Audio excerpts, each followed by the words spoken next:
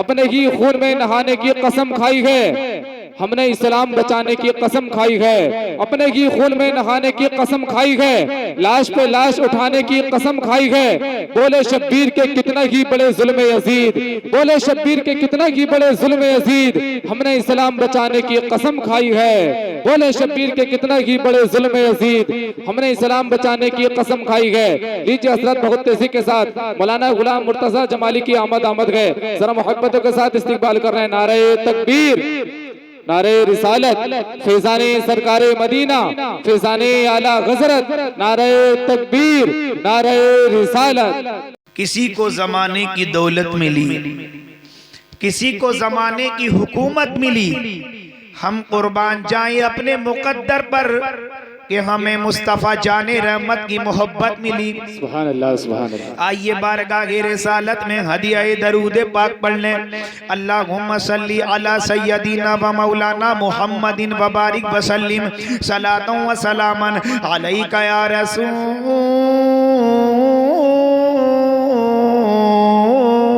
अल्लाह। मचल कर बोले सुभान अल्लाह। दुआ शार आपके हवाले, यहाँ भी झूमेंगे, बाद मरने के अपनी अपनी कब्रों में भी झूमेंगे। मुलाहिज़ा फरमाए कि सामान तिजारत मेरा ईमान नहीं है,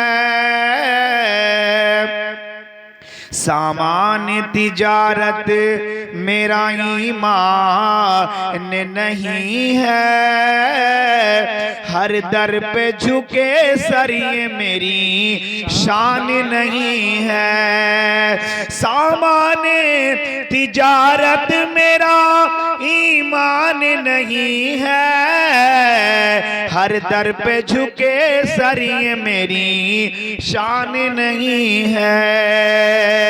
और एक एक लफ्ज को सीने में बसा लो तो बने बात, एक एक लफ्ज को सीने में बसा लो तो बने बात, एक एक लफ्ज को सीने में बसा लो तो बने बात।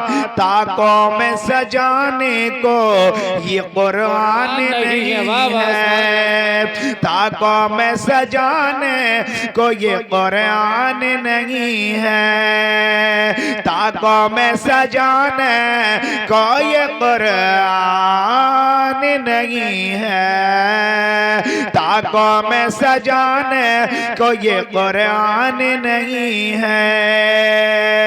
हमारी जबान पे गाने भी आते हैं, हमारी जबान पे गालियां भी आती हैं, हमें चुगलियां भी याद हैं, लोगों की बुराइयां भी याद हैं, लेकिन जब हमसे दरूद पाक पढ़वाने के लिए कहा जाता है हमारे दरूद पाक याद नहीं है। हमसे जब दरूद पाक पढ़वाने के लिए कहा जाता है हमसे दरूद पाक नहीं पढ़ा जाता। दरूद पाक तो बहुत भारी चीज है तुम्हारे लिए। हमने देखा है जब दूल्हा बन के जाता है, सुबह को देख लेना नहीं से जब दूल्हा बन के जाएगा, जब इसने मदरसे में पढ़ा नहीं होगा, जब इसने कुरान को पढ़ा नहीं होगा, जब ये हाफिजों के साथ रहा नहीं होगा, जब ये आलिमों के साथ रहा नहीं होगा, सुबह जब ये दूल्हा बन के जाएगा, जब दूल्हा बन के अपनी ससुराल में पहुंचेगा, इमाम साहब निकाह का रजिस्टर लेके आएंगे तो इसे इमाम साहब नजर नहीं आएंगे।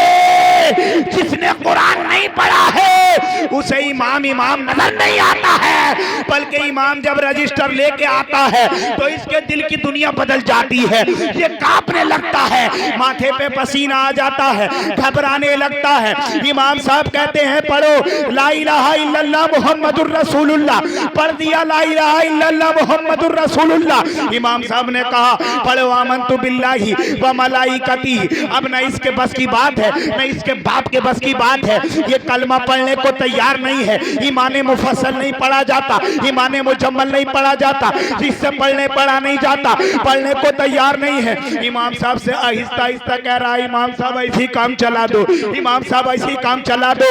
याद रख, तू डॉक्टर बन सकता है, तू मास्टर बन सकता है, तू इंजीनियर बन सकता है, दुनिया में तू मालदार तो बन सकता है, लेकिन इंसान बनने के लिए तुझे कुरान पढ़ना पड़ेगा।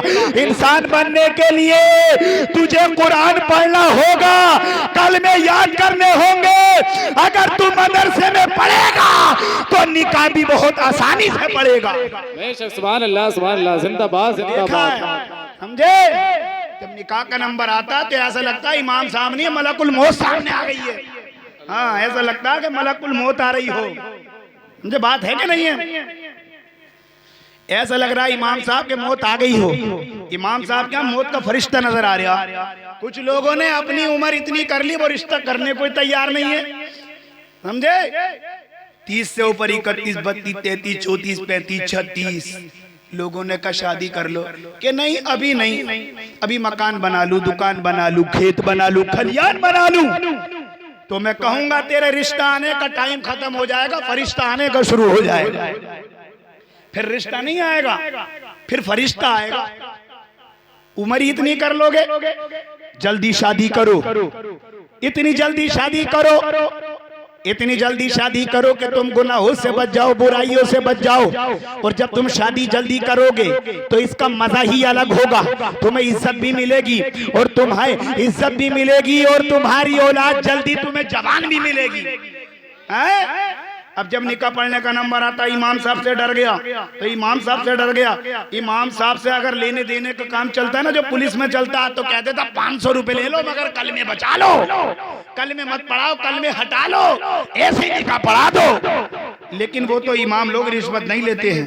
समझे? ये जायज ही नहीं है। अगर ऐसा होता तो रिश्वत देकर काम चला लेता कि मौलाना पैसे ले लो और जल्दी से कल में हटाओ, निकाह पढ़ाओ।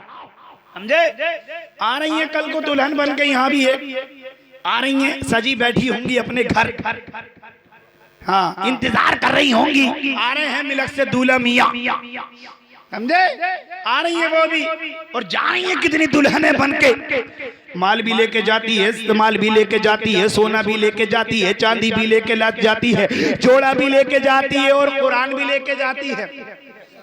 अब कुरान लेके गई, जब कुरान लेके दहेज में अपनी ससुराल में पहुंची, जिस दिन से था शादी हुई, एक दिन गुजरा, 2 दिन गुजरे, 1 हफ्ता हो गया, 2 हफ्ता हो गए, 1 महीना, 2 महीने हो गए। आ रही है ये भी कल को कुरान पढ़ी हुई होंगी, और जो जाती है वो भी कुरान पढ़ी होती है। इतनी ऊपर कुरान को रखती है कि जैसे उतारने ही नहीं है। बाज के कुरान पे देखो तो उनकी जिलेदान पे देखो तो धूल आ गई, मगर कुरान उतारने का नंबर ही नहीं आता। हाँ, कुरान उतारने का नंबर कब आता मैं आपको बताऊं। कुरान जब उतारती है, जब भी हम बीवी पे झगड़ा, उठाओ कुरान, खाओ कसम, उठाओ कुरान, लाओ बीच में कसम के। झगड़े के बीच में कुरान आता, कसम खाने के लिए कुरान आता। इसी काम के लिए तो कुरान है। इस काम के लिए तेरे बाप ने कुरान नहीं दिया था, कसम खाने के लिए तेरे बाप ने दहेज में तुझे कुरान नहीं दिया था, बल्कि इसलिए दिया था बेटी फजर की नमाज पढ़ना, कुरान की तिलावत करना। जब तू फजर के बाद में कुरान पढ़ेगी तो तेरी औलाद वली कामिल पैदा होगी, वली कामिल बन जाएगी, और तेरी औलाद नमाजी भी बन जाएगी और हाजी भी बन जाएगी। समझे? तो कुरान मिल गया दहेज में, कसमें खाने को कुरान लेके जाती हैं, कसमें खाने को। दरूद पाक पढ़वाने के लिए मैंने भी कहा, कारी नूर मोहम्मद ने कहा, कारी फैजान ने कहा, मौलाना अतीक रजा बरकाती ने कहा, अजमल रजा ने कहा, पढ़ो दरूद पाक, पढ़ो दरूद पाक। लेकिन हम है, जब हमसे दरूद पाक पढ़वाने के लिए कहा जाता है तो हम अपनी जबान से दरूद पाक नहीं पढ़ पाते। हम अपनी जबान से नारे तकबीर, नारे रिसालत, फैजाने सरकारे मदीना, आले रसूल औलादे गौसे आज़म हुजूर सैयद फरोज मियां साहिब क़िबला, हज़रत अल्लामा मुफ्ती रज़ा साहिब क़िबला, नारे तकबीर, उलमाए अहले सुन्नत, नारे रिसालत।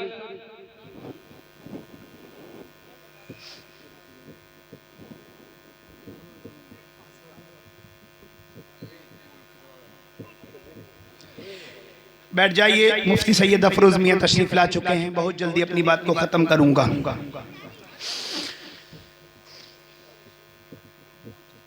हमने कहा पढ़ो दरूद पाक पढ़ो। आप रामपुर के मौलाना बुलवा लो, मुरादाबाद के मौलाना बुलाओ, संभल के मौलाना बुलाओ, अयोध्या के मौलाना बुलाओ, बरेली के मौलाना बुलाओ, दिल्ली के मौलाना बुलाओ, राजस्थान के मौलाना बुलाओ, अफगानिस्तान के मौलाना बुलाओ, पाकिस्तान के मौलाना बुलाओ, इंडोनेशिया के मौलाना बुलाओ, लंदन के मौलाना बुलाओ, पेरिस के मौलाना बुलाओ, भूटान के मौलाना बुलाओ, पूरी दुनिया के आप मौलानाओं को बुलाओगे। सबका तकरीर करने का, नात पढ़ने का अंदाज अलग अलग अलग अलग अलग होगा। सबका तकरीर करने का अंदाज अलग होगा, सबका नात पढ़ने का अंदाज अलग होगा, सबका कुरान पढ़ने का अंदाज अलग होगा, सबके समझाने का तरीका अलग होगा। लेकिन इन दो चार औरतों को चाहे तो संभल की बुला लो, मुरादाबाद की बुला लो, बरेली की बुला लो, दिल्ली की बुला लो, राजस्थान की बुला लो, रिवाड़ी की बुला लो, जयपुर की बुला लो, अजमेर की बुला लो, अफगानिस्तान की बुला लो, बंगाल की बुला लो, बिहार की बुला लो, अमेरिका की बुला लो, बंबई की बुला लो। तमाम औरतों को एक जगह बैठा दो। जब ये गीत गाती है तो ऐसा लगता है जैसे एक ही मदरसे में, एक ही कॉलेज में पढ़ी हो। ऐसा लगता है जैसे इन्होंने एक ही किताब पढ़ी हो। हमारे समझ में नहीं आता ये जो गीत पढ़ती है, ये जो गीत गाती है, ये कौन सी किताब में लिखा है। हमारे समझ में नहीं आता इनकी कौन सी किताब है, कहां से इनके हाथ लग गई है, ये कौन सी किताब पढ़ती है। औरतें जब एक जगह बैठ जाती हैं तो पता नहीं चलता ये बंगाल की है, बिहार की है, दिल्ली की है, अफगानिस्तान की है, राजस्थान की है, जयपुर की है, अजमेर की है, लंदन की है, अमेरिका की है। पता नहीं चलता। जब बुराई करें, चुगली करें, गीत गाए तो एक सी लगती है, बहने बहने लगती है। मैं अपनी बात को यहाँ इसलिए पहुंचा रहा हूँ, ये शादी का प्रोग्राम है, कुछ मैसेज देना चाहता है गुलाम मुर्तजा। इसको अपनी तख्ती दिल पर लिख कर ले जाना और लोगों को बता देना कि माँ बाप ने जो दहेज में कुरान दिया है वो रखने के लिए नहीं दिया है, कसमें खाने के लिए नहीं दिया है, बल्कि कुरान को पढ़ने के लिए दिया है। कुरान पढ़ते जाओ, सवाब पाते जाओ और कुरान का फैज पाते जाओ। बेशक, सुभान अल्लाह, सुभान अल्लाह, जिंदाबाद जिंदाबाद, फैज पाते जाओ। माशाअल्लाह। देखिए मुफ्ती सैयद अफरोज मियां पूरी शान खिताबत के साथ तशरीफ फरमा है। जब दरूद पाक पढ़वाने के लिए मौलाना कहते हैं पढ़ो दरूद पाक, हम अपना सर शर्म की वजह से नीचे को झुका लेते हैं। वजह यह है कि हमारे दरूद पाक याद नहीं है, यही ना वजह है। अच्छा, हमारे गाने याद हैं, हानी सिंह के याद हैं। और एक बात बता दूं आपको नौजवानों, ऐसे नौजवान भी है जो कड़ा पहनते हैं, ऐसे नौजवान भी है जो फटी हुई पैंट पहनते हैं, ऐसे नौजवान भी हैं कि जिनके बाल देख के नजर आता है जैसे इंसान नहीं कोई ऊंट आ गया हो, क्योंकि इनके बालों का जो कलर है वो ऊंट के जैसा है। बिल्कुल सामने से लंबी सी एक पूरी मांग कड़ी हुई है, ऐसा लग रहा है जैसे एक सड़क निकल रही है, अगवानपुर जा रही है, बिल्कुल सीधी ऐसी मांग निकालते जैसे दानिश जान ने निकाली। अबे दानिश जैन की नकल करने वालों, दानिश जैन ससीना बनाने वालों, पैंट पहनने वालों, कड़ा पहनने वालों, दानिश जैन के जैसे बाल रखने वालों, ये मत समझना कि दानिश जैन जन्नत में गया है, ये मत समझना कि दानिश जैन को कब्र में अजाब ना हुआ है, ये मत समझना कि दानिश जैन ने मुस्तफा की सुन्नत जिंदा की है, बल्कि उसने इतनी खुराफात फैलाई है, न जाने कितने नौजवानों को दानिश जैन ने अपने जैसी नकल कराई है, इस्लाम की मुखालफत की है, शरीयत की मुखालफत की है और नौजवानों को गुनाहों की तरफ लेकर गया है। अबे दानिश जैन की नकल करने वालों, अपनी दुनिया को बर्बाद मत करना, अपनी कब्र को बर्बाद मत करना, अपनी आखिरत को बर्बाद मत करना। दानिश जैन दुनिया में भी परेशान रहा है और कब्र में भी उसको मुसीबत मिली होगी। अगर नकल करनी है तो दानिश जैन की नकल मत करो, किसी के लाल की नकल मत करो। अगर नकल करनी है तो फातिमा के लाल की नकल करो, सैयदा आमना के लाल की नकल करो, तुम्हारी दुनिया भी कामयाब हो जाएगी और तुम्हारी आखिरत भी कामयाब हो जाएगी। बेशक, सुभान अल्लाह, सुभान अल्लाह।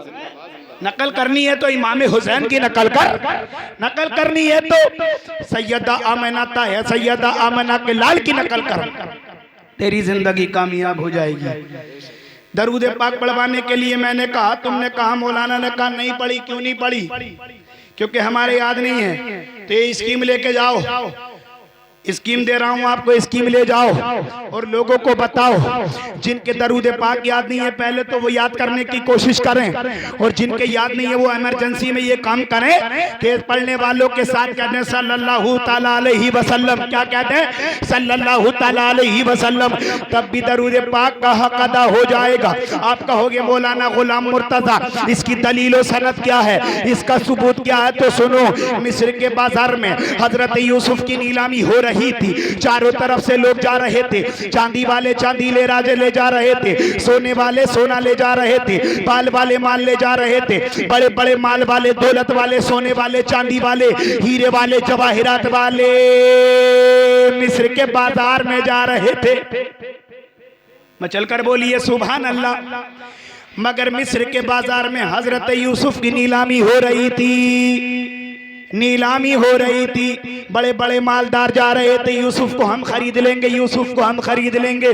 सोने वाले, चांदी वाले, हीरे वाले, जवाहिरात वाले जा रहे थे, माल वाले माल ले जा रहे थे। लेकिन एक हजरत यूसुफ की चाहने वाली, एक हजरत यूसुफ की आशिक, एक हजरत यूसुफ की दीवानी, एक हजरत यूसुफ की आशिक, एक हजरत यूसुफ की शहदाई अपनी बगल में सूत की हटिया दबाए हुए जा रही थी।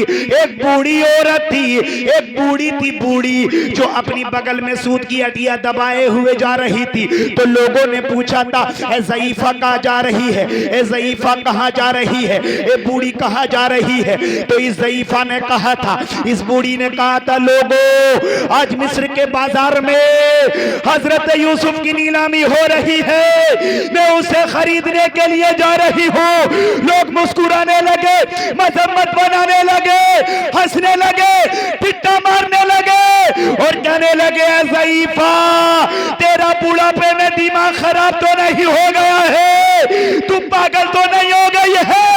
हमारे सोने के सामने, हमारे सोने के सामने, हमारी चांदी के सामने, हमारे हीरे के सामने, हमारे जवाहिरात के सामने, हमारे माल के सामने तेरी सूत की हटिया क्या वैल्यू रखती है, तेरी सूत की हटिया क्या हैसियत रखती है? तू क्या समझती है कि हमारी दौलत के सामने तू यूसुफ की नीलामी खरीद लेगी? तेरी सूत की हटिया की क्या वैल्यू है, तेरी सूत की हटिया की क्या हैसियत है? तो ज़ईफ़ा ने कहा था, लोगों तुम्हारा कहना सच है, तुम्हारा कहना हक है, तुम्हारा कहना जा है। अगरचे मिस्र के बाजार में मैं यूसुफ की नीलामी खरीद नहीं सकती, तो जब कल कयामत का दिन होगा, नफसी नफसी का आलम होगा, कोई किसी का पुरसाने हाल ना होगा, अल्लाह अल्लाह हजरत यूसुफ के चाहने वालों की फहरिस्त को खोलेगा, लिस्ट को खोलेगा, कॉपी को खोलेगा और खोलकर अल्लाह फरमाएगा, कहाँ है मेरे यूसुफ के चाहने वाले, कहाँ है मेरे यूसुफ के आशिक, कहाँ है मेरे यूसुफ के शहदाई? अगरचे मैं खरीद नहीं सकती तो खरीदने वालों की फहरिस्त में मेरा नाम तो आ जाएगा। अगर आप दरूद पाक पढ़ नहीं सकते तो पढ़ने वालों के साथ सल्लल्लाहु ताला अलैहि वसल्लम कह दो, हम समझ लेंगे अल्लाह ने तुम्हारा पढ़ने वालों के साथ शुमार फरमा दिया है। मचल कर सारा मजमा एक मर्तबा बोले सुभान अल्लाह, सुभान अल्लाह, माशाअल्लाह। अच्छा एक बात बताऊं और अपनी बात को खत्म करूं। जब शादी हो जाती है ना नौजवानों की, तो जब शादी हो जाती है किसी लड़के की, तो शादी के बाद में अब्बा को अब्बा और अम्मा को अम्मा कहते हुए शर्माता है। शर्म आती है अब्बा को अब्बा कहते हुए और अम्मा को अम्मा कहते हुए। क्यों आती है शर्म? जब शादी हो गई, अब्बा को अब्बा कहते हुए शर्मा रहे हैं, अम्मा को अम्मा कहते हुए शर्मा रहे हैं। और जब ससुराल में जाता ना यही नौजवान, तो अपनी सास को इतनी जोर से अम्मा कहता कि पूरे मोहल्ले के लोग समझ लेते हैं लो जी फला साहब के दामाद आए हुए हैं, समझे? अपने अब्बा को अब्बा इतनी जोर से कहता, अपने ससुर को अब्बा इतनी जोर से, इतनी मोहब्बत से कहता, मोहल्ले के लोग समझ लेते हैं कि फला साहब के दामाद आ गए। अब तो दामाद ऐसे आ रहे हैं कि आ तो रहे हैं मगर जा नहीं रहे हैं, कई दिन के लिए दामाद आ रहे हैं। और कुछ दामाद तो ऐसे हैं कि आ रहे हैं और जा रहे हैं, आ रहे हैं और जा रहे हैं, चक्कर ही लगा रहे हैं, बस कुछ काम ही नहीं है। शादी हुई है 2 दिन यहाँ 2 दिन वहाँ 2 दिन यहाँ 2 दिन वहाँ। और कुछ दामाद ऐसे हैं कि आके ससुराल में ही रह रहे हैं और वो जा ही नहीं रहे हैं। अगर यहाँ कोई दामाद हो तो मेरा बुरा ना माने। अब वो दामाद आ गए, ससुराल में रहने लगे। एक हफ्ता, 2 हफ्ता, 1 महीना, 2 महीना, अतीक बरकाती तवज्जो चाहूं। जब 2 महीना 3 महीने हो गए, मैं आ गया। मैंने कहा ये कौन है? तो कहने लगे ये हमारे दामाद हैं। हमने कहा पिछले महीने भी देखा था। कहा कोई बात नहीं मौलाना, दाने दाने पे लिखा है खाने वाले का नाम। जब तक मेरे दामाद का नाम दाने दाने पे लिखा है तब तक मेरा दामाद रहेगा। मैंने कहा अगर दाने दाने पे लिखा होता अब तक तो खा के चला जाता। मुझे लगता है इसका तो बोरी बोरी पर नाम लिखा है। इसका तो बोरे पर नाम लिखा है। जब बोरी खत्म न होंगी तब ना जाएगा। जब बोरी खत्म करेगा तभी जाएगा। याद रख नौजवान, ए नौजवानों याद रखो। आज नौजवान, आज के लड़के हीरो होंडा में बिक रहे हैं, अपाचे में बिक रहे हैं, दहेज में बिक रहे हैं। मेरी अम्मा को चीजें दे दो, सास की चीजें चल रही है, ननद की चीजें चल रही है, देवर की घड़ी चल रही है। और नौजवान तो शादी से पहले बिक गया। कैसा का नौजवान तू बिक गया है, बिक गया।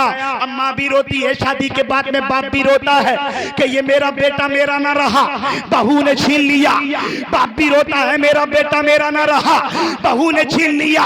याद रखो ये लोगों, अपने कलेजे पे हाथ रख के सच्ची सच्ची एक बात बताना, शादी से पहले तूने अपने बेटे को बेचा नहीं है तो क्या किया है?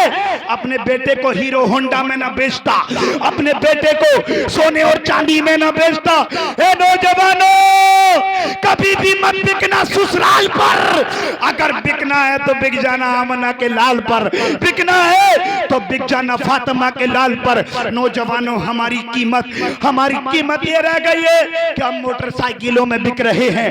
गरीब की लड़की को देखो जिनके पास 3-4 बेटियां हैं, वो लड़कियां तन्हाई में ये सोचती हैं, ए अल्लाह मेरे अब्बा पे दौलत होती तो मेरे अब्बा भी किसी नौजवान को मोटरसाइकिल में खरीद लेते, मेरे अब्बा भी दहेज में किसी नौजवान को खरीद लेते और मेरे हाथ पीले कर देते। ये नौजवानों, तुम्हें बिकने की जरूरत नहीं है। दहेज पे मत बिकना, मोटरसाइकिल पे मत बिकना, सोने चांदी पे मत बिकना, मालदार मत देखना। अबे मालदार हो या ना हो, लड़की दीनदार होनी चाहिए। दीनदार होगी, अल्लाह की कसम तुम्हारी औलाद को भी दीनदार बना देगी और तुम्हें भी दीनदार बना देगी। याद रखो लोगों, मालदार मत देखना, दीनदार देख लेना। अगर दीनदार को अपना लिया तो तुम्हें भी दीनदार बना देगी और तुम्हारी दुनिया भी कामयाब कर देगी, तुम्हारी आखिरत भी कामयाब कर देगी। पूरी जिंदगी तुम्हारा एहसान मानेगी और कहेगी मौला हम गरीब हैं और ये जो मेरा शोहर है इसका घर मालदार है, इन्होंने मुझे सीने से लगाया है। ये अल्लाह मैं दुआ करती हूँ इन्हें दुनिया में भी इज्जत देना और इन्हें आखिरत में भी इज्जत देना। ये नौजवानों याद रखो, अब तुम्हें तलाश करना है तो दीनदार को तलाश करना है, मालदार को तलाश नहीं करना है। अल्लाह कुरान में फरमाता रिजालु कव्वामूना अलन निसा, हमने मर्दों को औरतों पर हाकिम बनाकर भेजा है। तो हाकिम का मतलब ये नहीं है जब दिल करा जब थप्पड़ मार दिया, समझे? हाकिम का मतलब ये नहीं है कि जब दिल में आया जब मार लिया। हाकिम का मतलब है खर्चा उठाना, बात सुनना, फैसला करना। हाकिम बड़ा होता है, खर्चा उठाता है, फैसला करता है, अच्छी बुरी बात देखता है। अल्लाह फरमाता हमने मर्दों को औरतों पर हाकिम बनाकर भेजा। मतलब क्या? मतलब क्या? सुनो, इसका सीधा साधा मतलब ये है कि घर में हुकूमत, हाकिम कहते हैं हुकूमत करने वाले को, घर में हुकूमत मर्दों को मिलनी चाहिए। घर में हुकूमत मर्दों को मिलनी चाहिए और इज्जत औरतों को मिलनी चाहिए। इज्जत औरतों को मिलनी चाहिए, हुकूमत मर्दों को मिलनी चाहिए। लेकिन आज भी ऐसी औरतें हैं जो अपने आदमी के ऊपर आदमी बनी बैठी हैं। उस घर में फैसले नहीं फासले होते हैं। फासले किस घर में? कि जिस घर में औरतों की चलती है। मतलब क्या हुआ? जिन घरों में मुर्गे अजान देते हैं मुर्गे, उन घरों में बरकत होती है, बरकत। और जिन घरों में मुर्गियां अजान देती है उनमें हरकत होती है, हरकत। समझे? तो अजान देते हुए मुर्गे अच्छे लगते हैं, मुर्गी के बस की बात नहीं कि वो अजान लगा ले। अजान तो सिर्फ मुर्गा ही दे सकता है। याद रखो, हुकूमत मर्दों को मिलनी चाहिए और इज्जत औरतों को मिलनी चाहिए। आमीन। बाखिर